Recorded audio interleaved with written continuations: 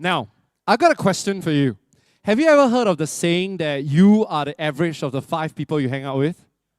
Right? So if you hang out with people who are hardworking, you become hardworking. If you hang out with people who are ambitious, you become ambitious. If you hang out with people who are good looking, you become...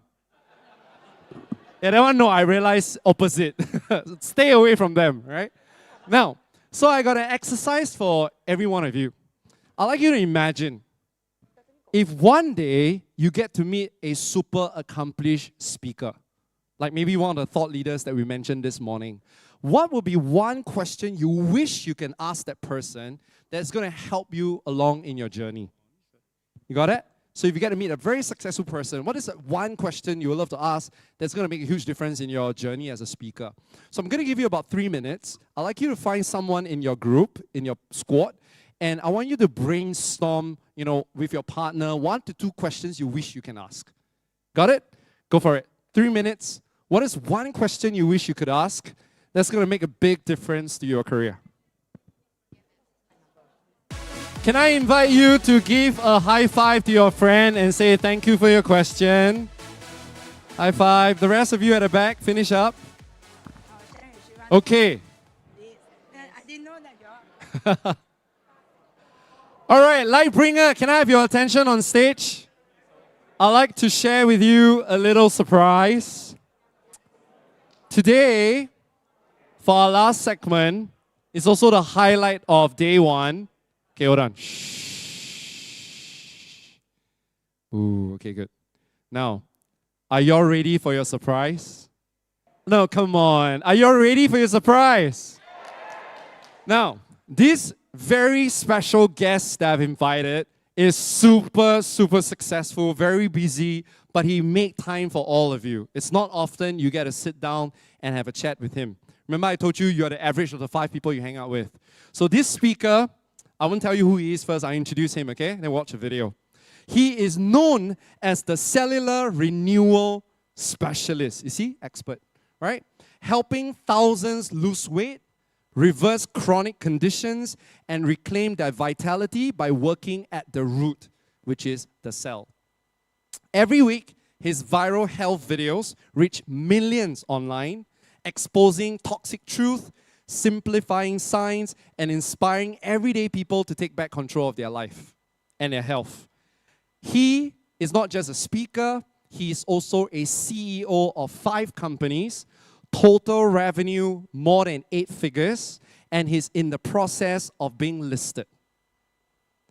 He, I believe, it's a very good role model or epitome of what is it like to be successful as a speaker and to be successful as an entrepreneur with a backend.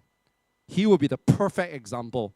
And he is based in Asia. He is, I think, Singaporean. We'll verify that in a short while. And his name is none other than Dr. Mark Leong. Let's have a picture.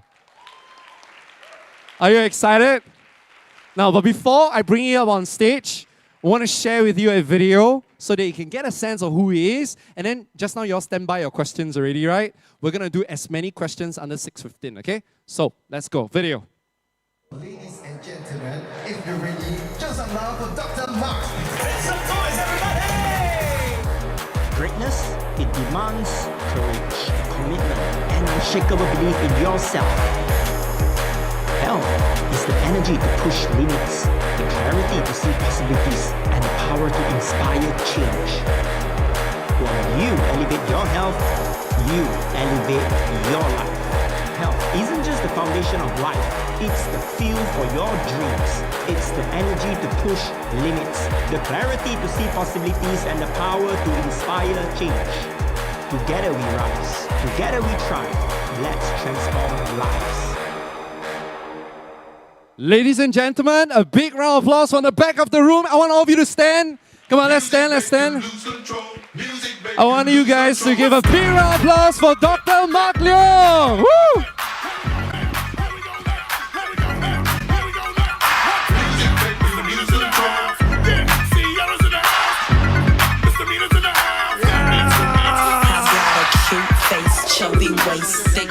You love the crowd?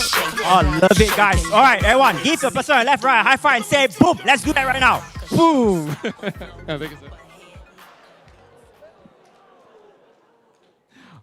Okay, here's what we're going to be doing, okay? We have about 40 minutes, and I will start the ball rolling with maybe one or two questions, and then you guys fire away. Are you ready?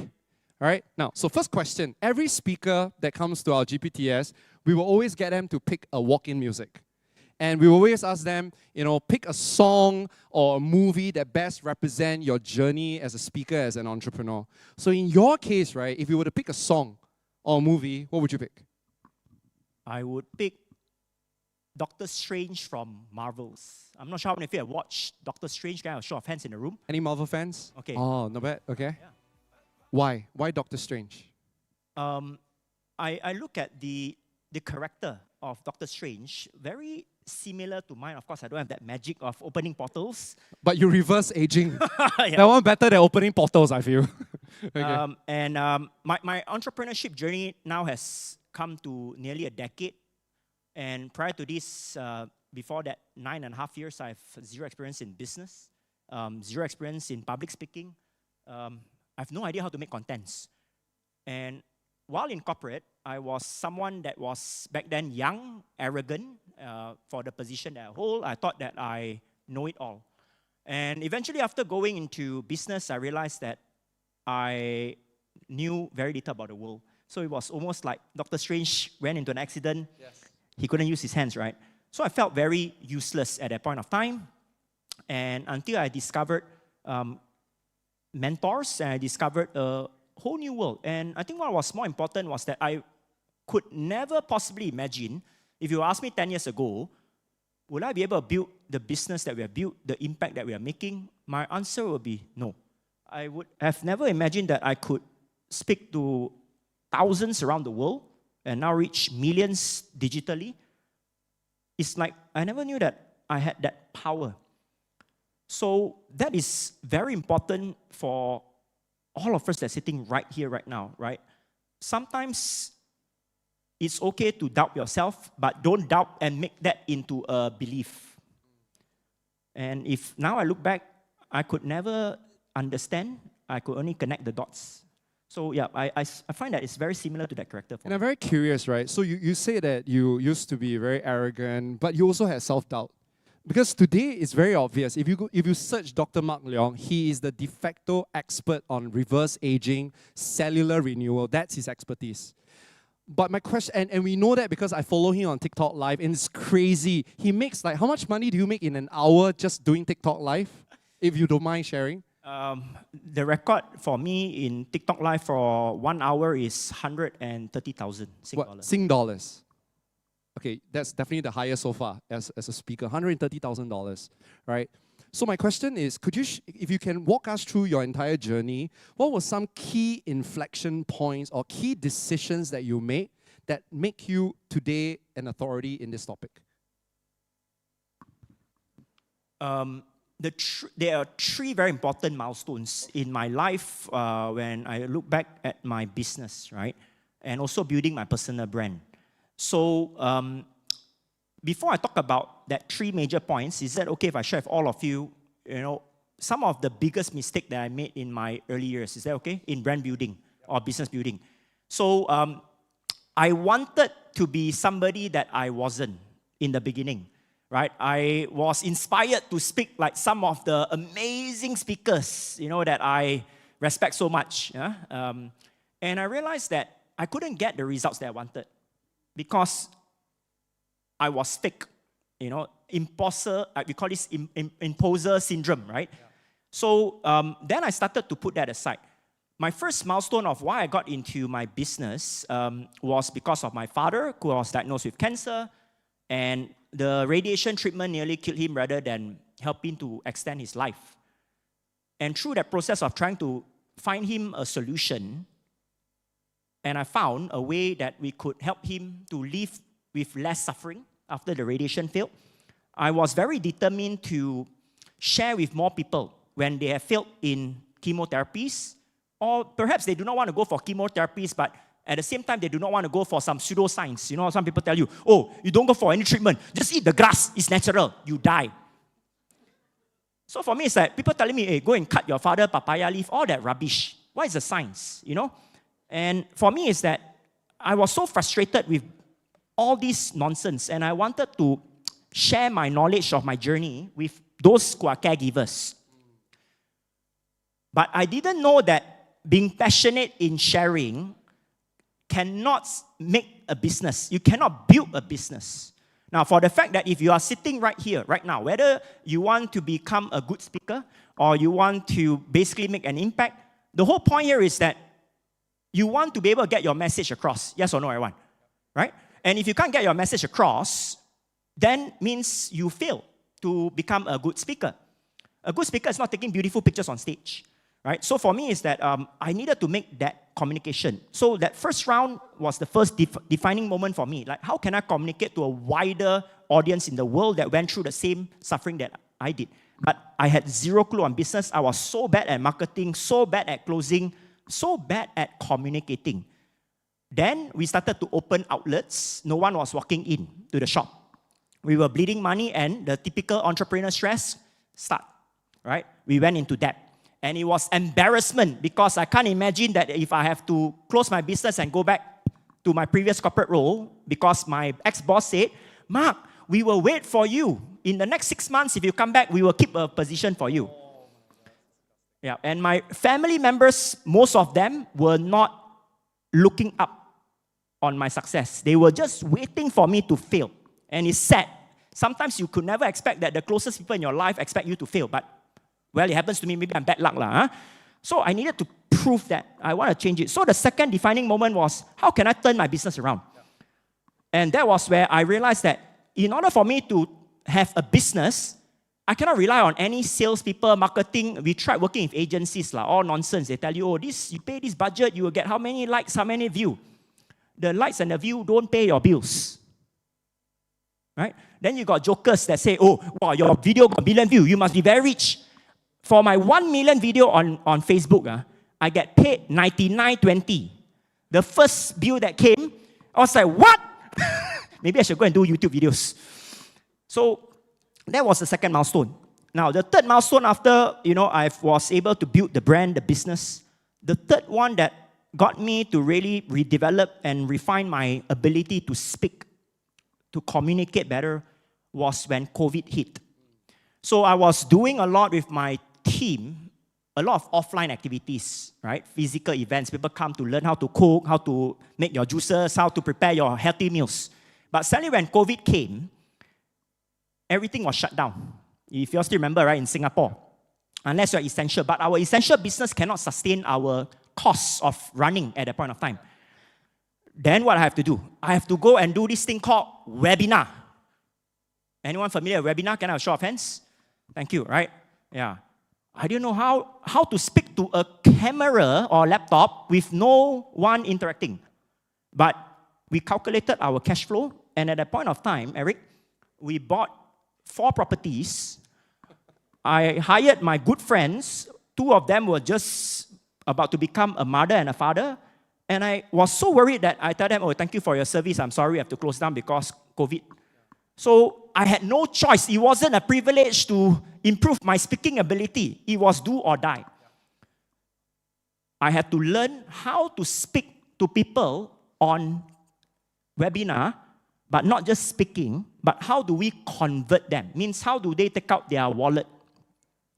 Then I've learned, wow, actually speaking is not just about the impact that you want to make. Unless you got billions sitting in your bank account today, then you can talk about all the impact, all the charity work, all the change the world thing that you want. Because if you can't even have the funds to support your team, you can't have the funds to put food on the table for your family, don't talk about impact. And for me, that was the very clear sign that I got to constantly improve the way I deliver my message. How do I also be able to close people? Whether paying or not, it doesn't matter. But if I want someone, I tell them, hey, you eat this, it's going to make you look younger. This is going to help you lose weight. That, for me, if they do that, they take the action, is far more important to me, right? Of why today a lot of Ministry of Health around the world has failed to get people to be healthy. Because they get a bunch of doctors, scientists, nutritionists and tell, all of you, don't eat too much char kway teow, right? No mee pok, eat more veg. You think I'm rabbit? I also know, right? I have to eat more veg and eat more fruits and eat less meat. But if we were to change the psychology of communicating to say that, hey, by eating this, you're going to look attractive, right? And if you're single, you're going to probably turn a lot of eyes looking at you. People will be more inclined to try that diet. Do you agree, everyone? If I tell you that, hey, all the business owners here, you eat like that, right? The chances of you making millions in your business, higher. All go and eat tomorrow. You know, so for me, it's that the ability to communicate. So these were the 3 milestones, Eric, I love it. that for me was very important to To get you transform to my where business, you are. to get me where I am. It's not about just a passion to speak, but it's really about saving my business. And now, the last part here is that I realize that a lot of people want to lose weight, but it's tough to continue that.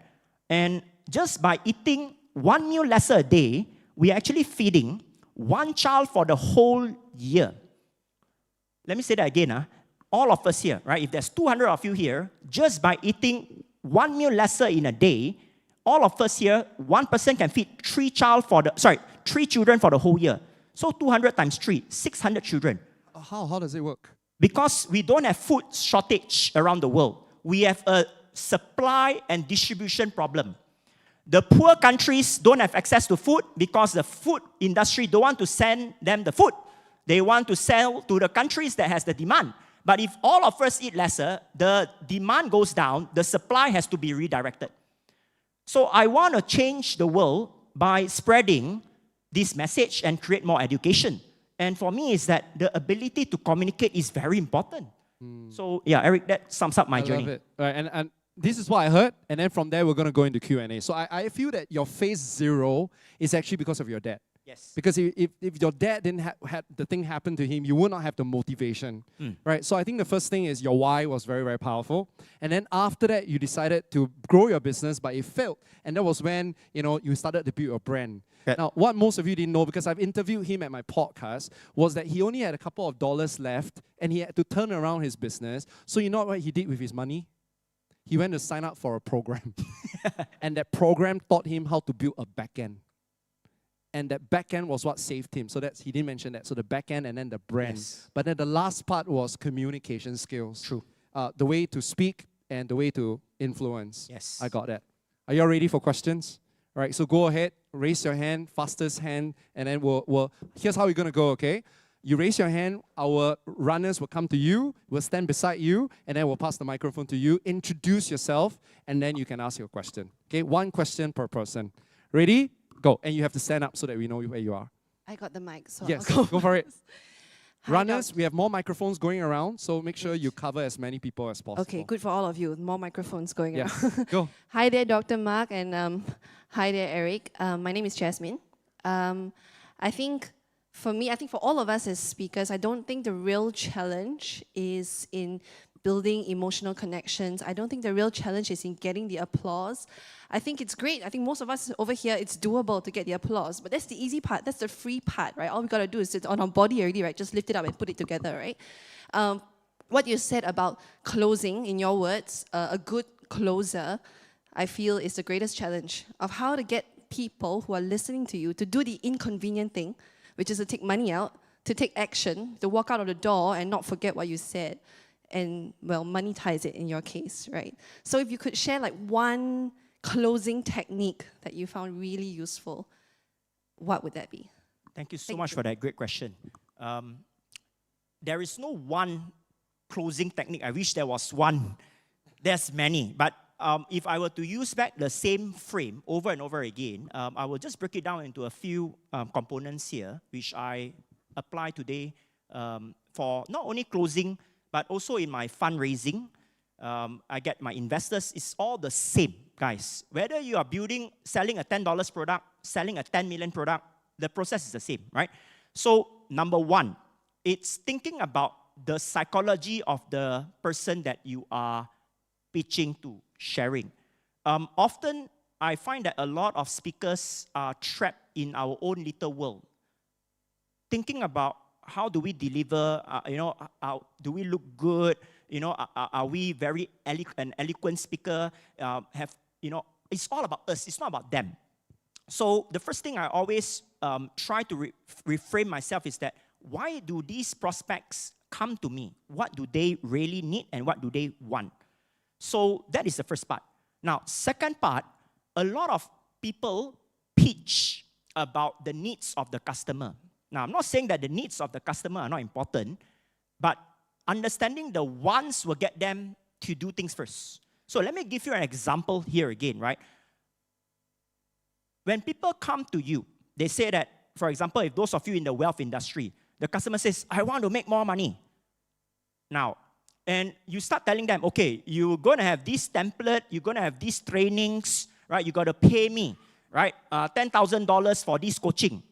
Now, nobody is going to pay you that $10,000 for a bunch of 100 trainings, right? With 20 self-help videos. So that is what they need. But what they truly want, they need number one, I want to know how can I build a brand. I want to know how can I basically get customers coming to my shop. I want to know how can I make a content that people can share. So when you break down to the wants rather than needs, how you pitch your pitch deck, how you pitch the offer, it makes more sense. That's number two, right? And just to give a bit more explanation on that. So for example, a lot of healthcare experts will put there, right? For healthier you. And then they sell their $2,000 health package. All these health wellness gurus and a bunch of people that I worked with in the past. And I say, no wonder you all are failing miserably. Nobody cares about the health unless you're dying at the heaven's gate already, then I pay you. Huh? But if you say specifically, this is going to help you, whether this supplement, this solution is going to help you to lose 5 kg in X amount of days. Bam! If that person comes to you, they want to lose weight, would they pay you or not? Yes or no? Rather than paying you to be healthy, which one do you think people pay? So your languaging, number 2 is the languaging matters. Put the wants rather than the needs. Number 3, now a lot of us as speakers think that when you speak to inspire and speak to close are the same thing. No, they are never the same thing. When you speak to close, you better deliver with energy. There are times you play with your tonality, but the energy must be on point. Energy doesn't mean you have to speak loudly, but energy means you are excited. The emotion transfers to the buyers. You can be the best speaker, but you speak with no energy. Okay, everyone, today I have the best offer for all of you. Oh my God, now you all take out your phone and scan the QR code right now. You'll get 20% off. Die lah you. Hey guys, you know what? Today I'm going to offer 20 people in Eric's session here that I get you to join me for 1 month. We help you to build 20 viral contents of at least each video achieve 1 million views within 2 days. Guaranteed, or not, I pay you back. And we are also going to edit and produce the videos for you. How many of you would like this offer? Please stand up right now. Okay, I want you to run to the stage. I'm going to pick 10 people and teach you how to do it, and we do it for you. 10 people right now. Go, go, go, go, go. It's a fake one. No real, no real. Oh, wow. Let's give that a round of applause. Let's give that a round of applause. I've never seen this, man. This is crazy. So, energy, right? Oh, I want to learn that later also. I want to try. Must get and run, is it? Okay. So, guys, energy, right? So, energy is so important. Now, apart from energy, number 4 point is the urgency. Why must that person take that deal from you, right? Even if it's not paying, why do they need to do that at that moment? What is the scarcity that you're giving to them? So your offer can be the best, but if I think that your offer is forever, I will not take that from you, right? So why should I learn from you how to speak better? Why should I go to you to learn about yoga? So what is that number 4 point as well? Number 5, what is all the objection that you have built into your pitch? When you're talking about all the things that you're offering, why should I come to you? Why can't I just go to next door? So you got to think about all the objections that your prospect is having in their mind. So these are the 5 things that I use, right? For all my, whether it's a $5 product, whether it's raising few millions, it's the same thing. When I speak to my investors, they only want to know, if I today put in X amount with you in your business, how much should I get back? And why should I invest with you? If so many people come to me and say, I want funds for investment. Love that. Yep. And let me frame, so you take a break first. You drink some water first. we got some water for you. There. All right, There. thank you, thank you. Okay. I need to frame this because you see, Dr. Mark Leong, his specialty is speaking to close. That means he come on stage, he speak to an audience, and then after that he has a back end, right? But most of us are corporate speakers. You're not allowed to sell anything on stage. Because if you do, don't say you come from GPTS. Because this word will spread, right? But I feel that whatever that Dr. Mark Leong shared is extremely applicable when we market ourselves to corporate clients. So you know how we say that, oh, dear corporate client, my expert topic is ABC, right? I'm speaking on this topic. That is a need. So let's say I say I'm speaking on AI. That's a need, but it's not a one. So we need to turn that need into a one. And actually, just now, if you pay attention to my conversation with Gabby, I've taught you 3 questions that you can answer that will turn every need into a one. Let's revise that and see you remember. What's the first one? So what? Second one? Who cares? Third one? What's in it for me? So imagine you say, dear Mr. Client or HR client, today I want to speak to your audience about AI. Right? And then what's the first question? So what? So what if you speak on AI? Because if you don't speak on AI, your employees are going to try find information outside of AI regardless. And why should you care about that? Because most of your employees are already using AI, but they're using it in a way that's going to compromise the security of your company. So if I can teach them AI, they would then be able to do it in a way that will help them be productive at work and not be lazy. Now, do you think people will hire you?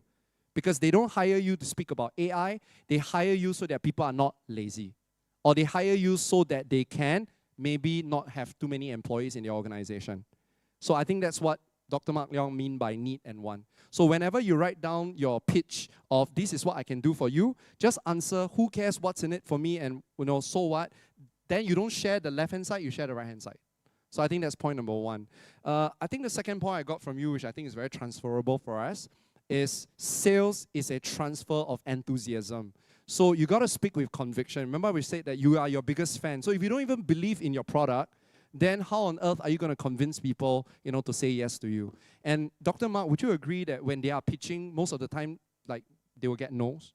Do you get a lot of no's in life? Oh man, I get it all the time. How do you frame yourself? Because, we go out there, we pitch, and then people say no, no, no, no, no. Eventually, we also say no to ourselves. So how do you turn that around and make sure that every no doesn't make you feel defeated?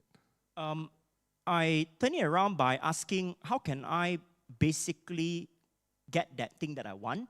And I reflect back upon what I've said, how did I deliver it? And so after several attempts, I eventually get what I want. And I think because of all these years of having a lot of rejections at the beginning and turning around, for me now is the mindset, right? Which to me, we were taught in school that if you fail means you are a failure, you're bad. But actually that is not true, right? For me, a failure is just another lesson to learn for us to become better. It's like in business. I've never seen anyone, a startup, come up and immediately you go and build your multi-million business with no failures. I picked the wrong partners, I invested in the wrong thing, I've opened in the wrong places, I've spent on wrong, marketing strategies. But all of this I don't see is, it's a mistake.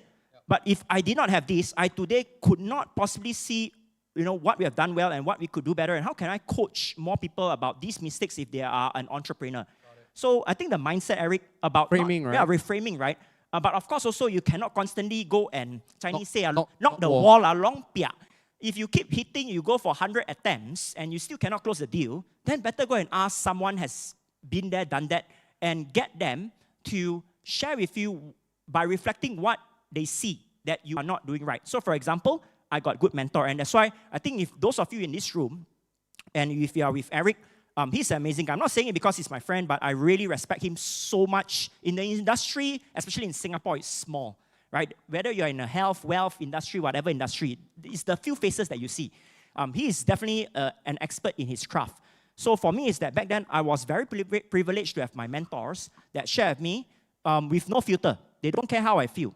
Right? I say, okay, I give you permission. Tell me openly, why am I so bad at this? They say, first, you're doing this wrong, right? Number 2, you're this. So for me, is that feedback, I work on it. Yeah. It's exactly what we said just now, right? Don't seek validation, seek what? Education. Next question, go. Okay, over here. Hi, this is Alicia. So what is the one reflection that you will say to your ex-colleague and your wife? Did you just say wife? Yeah. The Oh, the people that naysayers. don't believe in him. Correct, the naysayers. The naysayers, yeah. Okay, thanks, Felicia. First, my wife is the most supporting. I think why? Oh, sorry, why? Supportive. Hey, Why she's is here. Can we say hi to her? Yeah, she's in the. She's at the wait, back. so let's Can we give her really a- wave at her? You see, behind Walao. every successful Yeah. man is a woman. Yeah, later I sleep outside, No, sorry, it's my fault. It's Y. WH. Oh, why is it? Okay, okay. Yeah, Y. Is it right? Y, right? Right, okay, okay. Well, thank you. Okay, not wife, but she's the most supportive person in my life. I'm serious, really. And it's not every man you have a successful woman behind. Every man you have a successful woman beside you. I want to throw a flag in my journey of business many times already is because of her. Okay, let's come back to your question. The naysayers.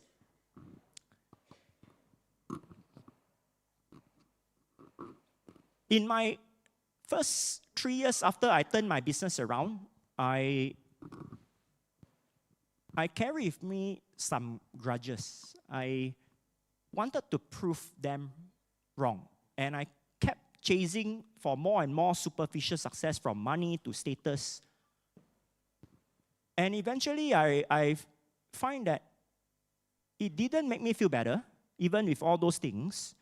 And actually, these naysayers, they don't even care. So when I was trying to, do more to like make them feel like, I feel like they should come and tell me, wow, I'm so proud of you. I mean, some of them do, right? I'm so proud of you. I always see that you could make it one.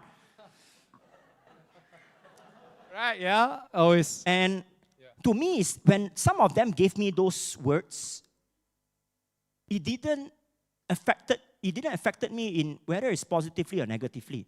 Then I started to feel very silly that I put my energy in trying to prove them wrong when I should be spending my energy proving myself how far can I go. So, but if I were to do that over again, will I change it? My answer is no. Why?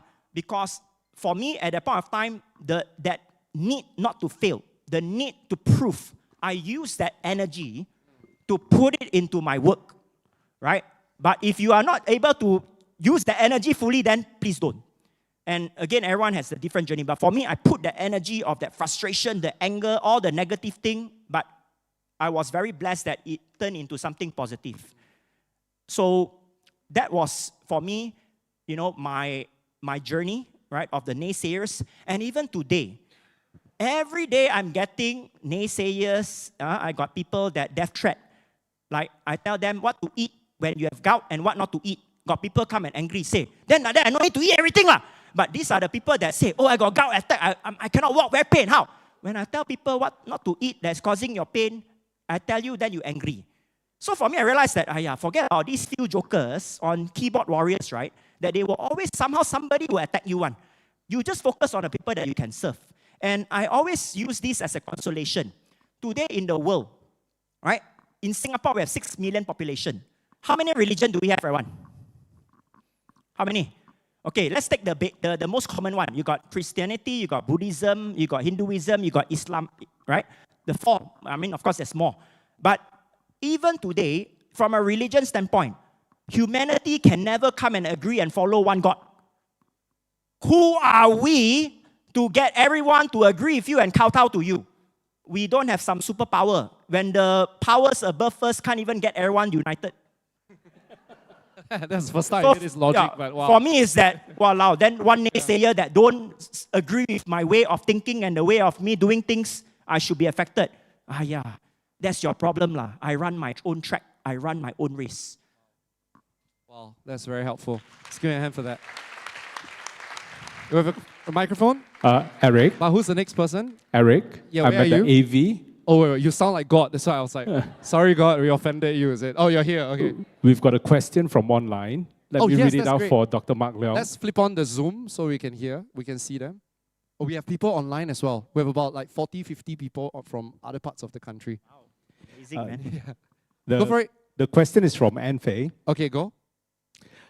How often do you refresh your content and offer versus reinvent to capture the audience and sales? How frequent do I refresh my content? I refresh there is no specific timing, all right? But I only refresh my offers and the way I deliver my contents when I see my conversion rate drops, when I see the interaction rate drops. These are data points that we have to constantly look at, right? So for example, if today you are basically having an average of 30% conversion online, and it starts to go down to 20, to 15, to 10, and it stays there for multiple weeks, you don't miraculously expect that suddenly it will increase, right? Whether you're fishing the wrong leads, whether your offer sucks, you have to really understand where is all these problems. Maybe the way that you deliver, you could be delivering the same content, but you lose that NQ. You know the energy as speakers, right? You could speak about the same thing over and over again, but the first time that you speak when you were still nervous, anxious, versus when you're so seasoned, sometimes when you are very green, it's way better than when you're so seasoned because you are so conditioned. How do I walk on the stage? How do I stand? My body posture, my words, my language. Sounds very robotic. Yeah, very robotic. You lose that authenticity, that emotion. Remember I said energy is transferable, right?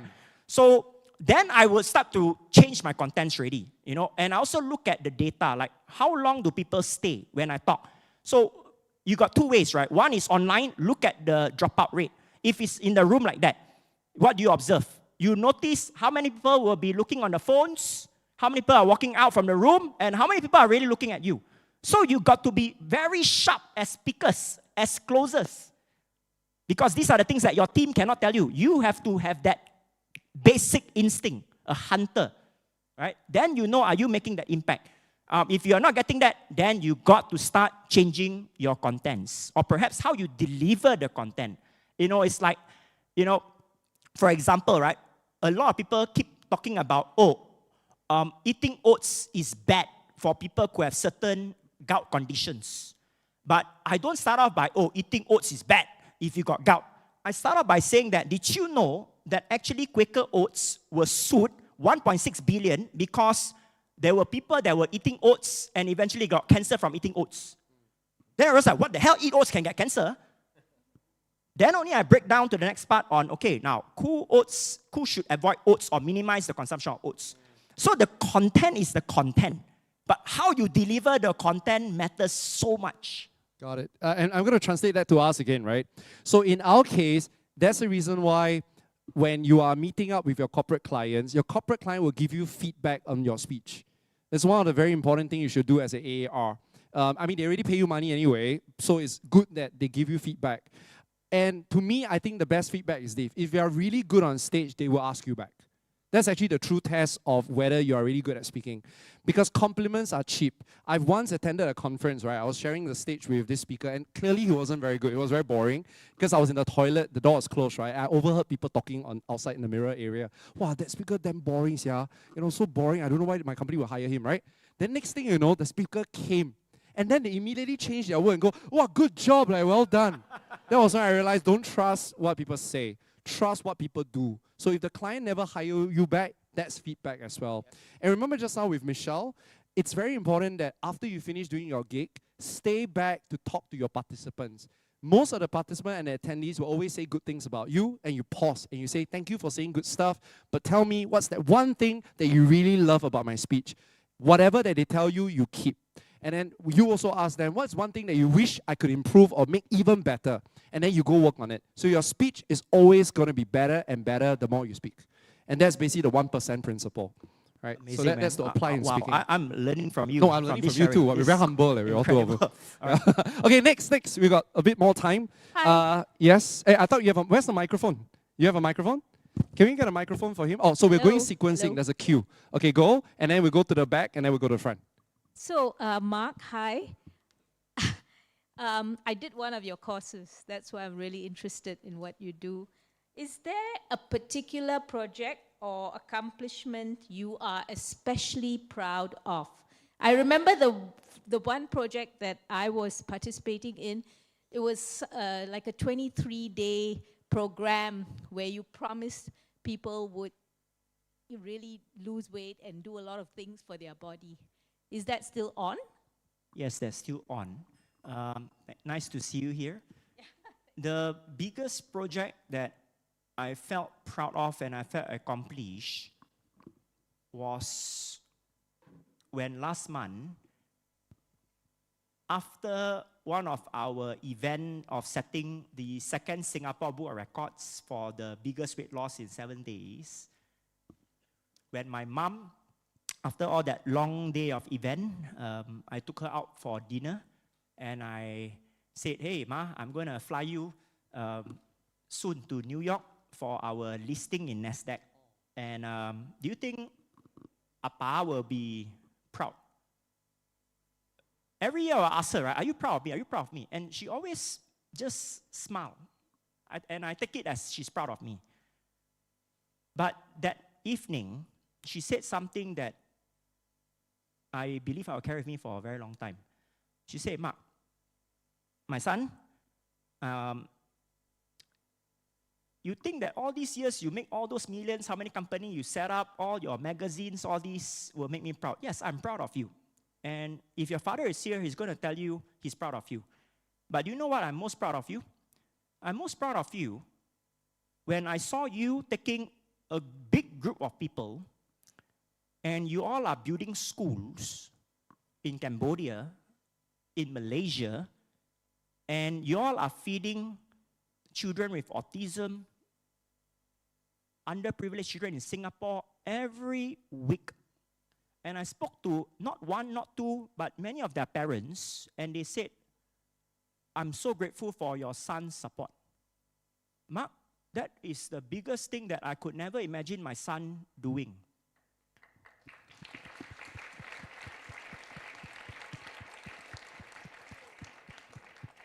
So I felt that justified all my failures and all the things that I thought that I've accomplished will make her proud. But I realized that actually it's not. So that became my proudest project. And that for me was enough. And why was that important to me? Because that last 4 years when my father was struggling on the deathbed, I had so much ego that I didn't tell him the words that I wanted to tell him as a son. When I got that call that morning when he passed away, I carry with me that regrets even until today that I miss him so much, and I wish that I had the courage to just tell him how much I love him. So for me, that validation from my mother that is turning 80 matters so much to me. And that success was more important than all the money that I've made. Thank you so much. Thank you so much for sharing this. Oh, wow. Well, I believe your dad is around, is watching, is blessing you. So, That's why you're doing so well. Wow. Would you like to have a life like that, where every day your life matters? Yeah, your words carry weight. It's beautiful. Right, next question. Come. Yes. Hi, Doctor. Thank you very much for the Titan. I'm still using it. The question that I have is, you spoke about focusing on people that you can serve, right? And I know that in your industry, it's very hard to find these people because sometimes they, no matter how you feel how important it is and how good it is for them, they don't want it. So my question is, how do you actually find those people that would appreciate what you have? Because you can't be everything to everyone, but the thing is that, and what's most important is that to be something to someone. Well, that is a good and tough question. I don't go out and find people. I let people find me. I don't go out and find people. I let people find me. I only put out my message. I put out my thoughts. I put out the work that I do. And I let them come to me. Because think about it. How do you, if we take a simple analogy, if you want to go and date a girl, and if that lady is not interested in you, and you just pursue them in the wrong place, wrong time, you're going to be rejected. But if you put yourself in the right environment, in the right setting, and to a certain extent, it suits the criteria of that individual, then the chances of you getting that lady to become your spouse, your date, your girlfriend, is higher. So it's like, if you want to find someone that is single, will you go to a club where you don't know whether the person are attached or single, or they just want to have a good party life? Or would you go to a singles club? You go to a singles club, right? Because that's where the prospects are. So same thing on social media, right? Because that is how today all of you in the room is going to get your message to the world. It's not by holding a conference. Holding a conference is you still have to go and promote it, market it. So you have to put your contents out to the world and let the right ones come to you. You know, someone once said to me that the power of social media is, it is reverse networking. Yes. Because networking means you got to go to the room, you got to shake so many hands just to find someone that you can resonate with. But the minute now you put social media content out there, the algorithm will help you find the people that resonate with you. But what's the problem? You're not creating content. Or, like what Gabby said, you don't put your voice, you don't put your values into what you say, so you are nobody to no one, and that's why you can't attract anybody. So, you know, Eric, you mentioned a very good point here, right? Which is? And earlier you were talking about the B2B. Yes. Right? Rather than B2C. Yeah. Now, if you think about it today, where do all the HR directors, HR managers, the CEOs that are decision makers in the companies hang out? Where? They are on LinkedIn, right? And of course, they are also in other platforms. Now, but the whole point here is that if you are today offering an employee wellness program, you wait to go and write 100 times for them to come and pitch. You know, you have to go there and pitch to them in a 30 minutes meeting. You're not going to close the deal. But if today you put out constantly contents on how does this improve the productivity of your employees? How does this bring down MC rate? How can your employees be happier? They stay 2 years longer with you, you know, by retaining them, by doing this. Automatically, you will have prospects from the HR, the management, managers will come and reach out to you and say, what do you offer? Is there a development plan? Is there a package? How can we work with you? So it's the other way around. You don't go knocking on flyers to 1,000 companies and hope that one respond to you. Because you're speaking the language of the person that you're trying to influence. Because the HR is a KPI. Yep. How can the HR drive down, employee MCs and improve productivity? Yep. The CEOs, how can I improve my employee productivity, get more higher retention of my employees, revenue go up? Yep. So this is the wants of the person. The need is the employee is happy, Yep. right? They stay longer. But the wants is that, how can I achieve all of this? So if we deliver the message frequently, put ourselves out there socially, frequently, eventually you will get these prospects. Thank you. Thank you for saying that. So remember to do your work, yeah, on LinkedIn. Okay, we have time for maybe 1 or 2 more questions. Marian, go for it. Yeah, first of all, thank you, Mr. Leong, for this inspiring speech. My question would be, if you could give one advice to your younger self, what would it be? Today's question all super inspiring.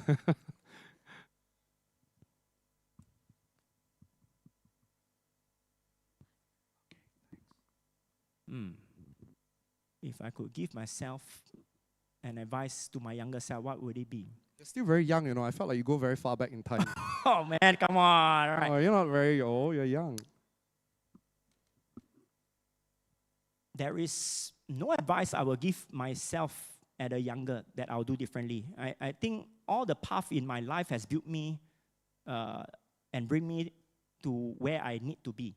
But if there's one thing that I would have mastered earlier, so that I don't have so much pain in my first 3 to 4 years of my business building, is I would have mastered marketing and closing at my younger days. Because I didn't know that in my corporate, actually for anyone to rise in the corporate is how good you play bloody politics.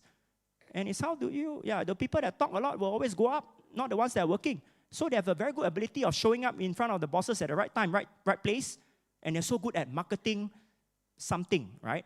Or anything and marketing themselves. And how do they close the deals? How do they even get their bosses to promote them? These are all marketing, one way or another. We just are not aware of that. So that is something that I'll do differently. Well said, very well said, very good. Okay, last question. Good evening, Dr. Mark. John here. What has been the kindest thing someone has done to you before? And what has been the cruelest thing someone has done to you before that you can make it an education? Thank you. One kindest and one cruelest. Kindest would be one of my employee.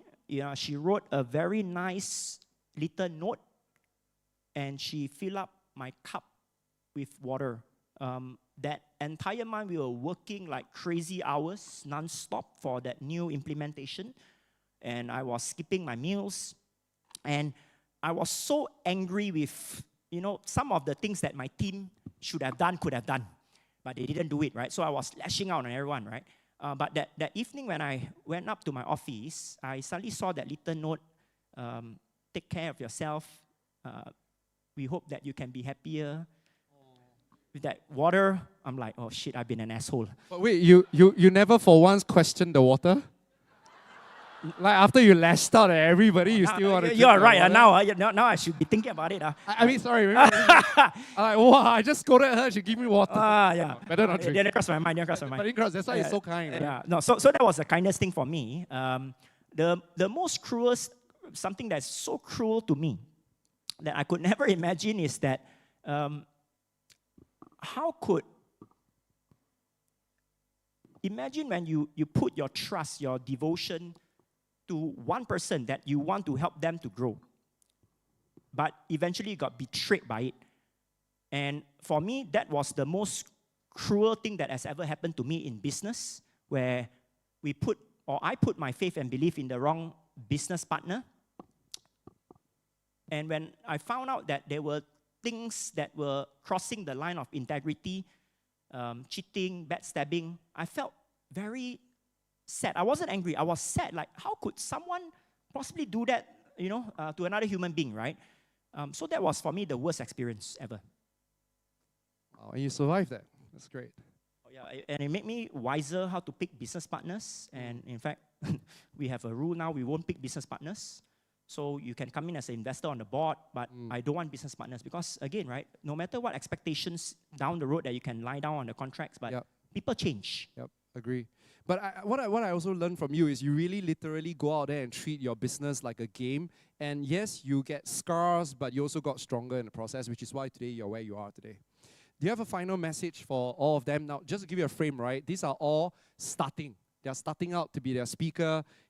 They are trying to find their brand, their positioning. Any advice for them to get their first paid speech?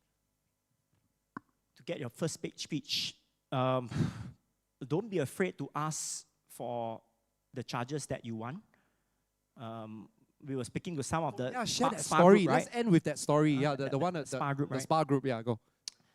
So in my early years, I always feel very excited when someone write me an email, send me a text. Back then, there was no WhatsApp, right? Or someone call me and say, hey, we are from this company. We'd like to invite you to speak, right?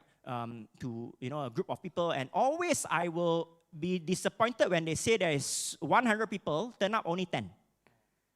But anyway, I still continue with the whole commitment. But I was so excited that I started to give out a lot of my time every week just to give talks, right? And I realized that eventually it was bad. Why? Because I couldn't focus on improving my business. I couldn't focus on improving my skills, my competencies. Now, if you're a solopreneur, that is worse because as a solopreneur, you only have yourself to do everything. You got to be very careful with your time, my friends. Now, if you are someone that runs a team, would you spend your hours getting more traffic, more leads, and more sales? Or are you going to spend your time socializing and not feeding to the end outcome of your end game?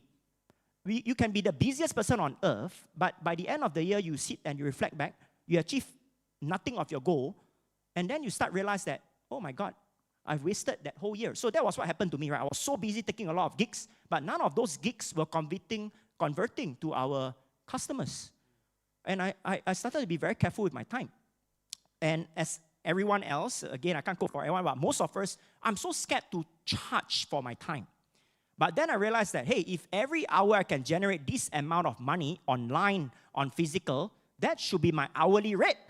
So I started throwing a number to my first gig where this company came to us. It's an insurance company, and they wanted me to speak to their clients about how to improve their health so that their premium don't continue to go up. And for me, it's that, okay, they say, what is your charge? I was scared, like, okay, I just whacked 8,000. I go and reply, 8,000, right, for that 90 minutes. The email came back within the next 4 hours and said, yes, Dr. Mark, we will pay you for the 8,000. My partner, one of the doctors beside me, medical doctor, is like, Walao eh, this is my whole 1 month of consultation of $60 per 5 minutes, and people telling me they cannot shit, they cannot sleep, they cannot eat. Say, brother, I got this in 90 minutes. Then when I met the CEO after the whole gig, I said, how was it? He said, oh, it's amazing, man. Oh, wow, you know, all our clients want you to come back. We want your company to share more. Then I asked him, okay, hey, now, serious question. Actually, what was the budget that you have for us? Bro, actually, the budget was 15K lah, plus minus 20. Wow.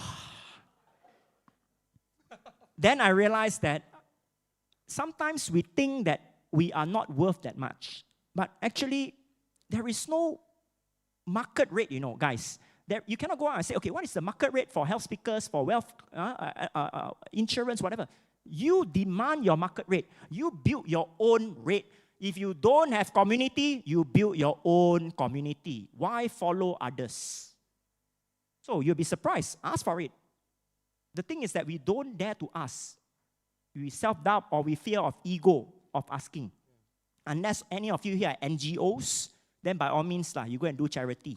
But if you need to put food on the table, you need resources to fuel your mission, whether it's doing more good in the world. You need money. Money is just a tool. Money is not evil. It's the people, what they do with the money, right? So you got to take away that mindset that, oh, if I'm asking for payment, it's bad. No. If you're a broke speaker, you are bad. Nobody's going to hire you if you're a broke speaker. Right? So, yeah, Eric. So what's your price, everyone? Can you write down on a piece of paper? Like, how much would you want to be paid for a 45-minute speech? How about let's write that down. Write that somewhere in your notes, bookmark it. I remember Jim Carrey did it, you know. Really? Jim Carrey wrote a check for himself Oh. on how much he wanted to be paid to do a movie. Wow. And then after that, he got Dumb and Dumber. Oh, he got Mask. I see. Yeah, so I always believe that whatever you write down will come true. Right? So have you all write down the price? Have you all gotten a lot of value from Dr. Mark? Let's give Dr. Mark a big hand for the sharing. Now, if we want to continue to chat with you, to learn from you, where can we go to stay in touch with you? All right, don't come to me for business. All right, if you guys would like to learn more about, just kidding.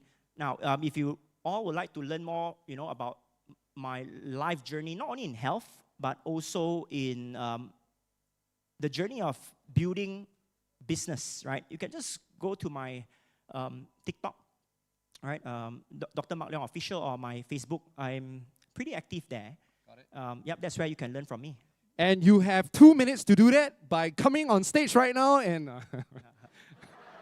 not working out. You need to help me later. Oh man, come on. Okay, but we want to take a group picture with you. Is that okay? Sure. Okay, but first of all, I will have a special gift for you. Oh, thank you. I dare not give you any thing related to food because a lot of food that you listed down now is like on my no list. So I got you a care package from the company of wellness, and I hope that this will energize you and help you to continue fulfilling your dream of feeding the poor. Thank you so much. Appreciate it. So inspired by you. Let's take a picture together.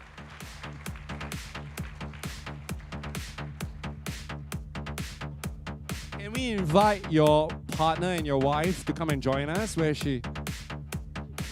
She's gone. Where is she? Oh, God. Oh, okay. Did you do something wrong just now? I thought we say everything well. Okay, we're going to take a picture. Direct us.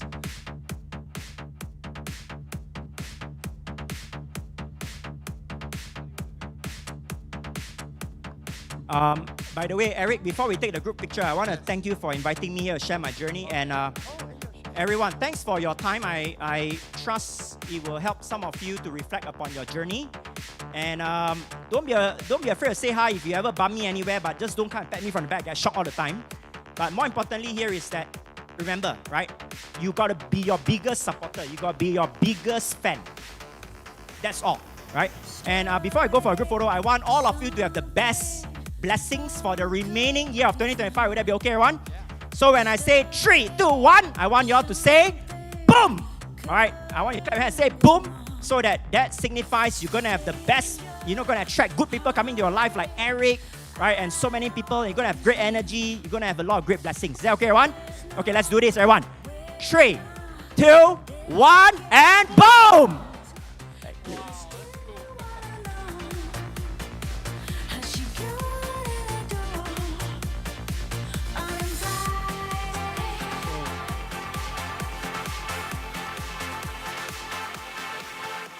Testing, testing.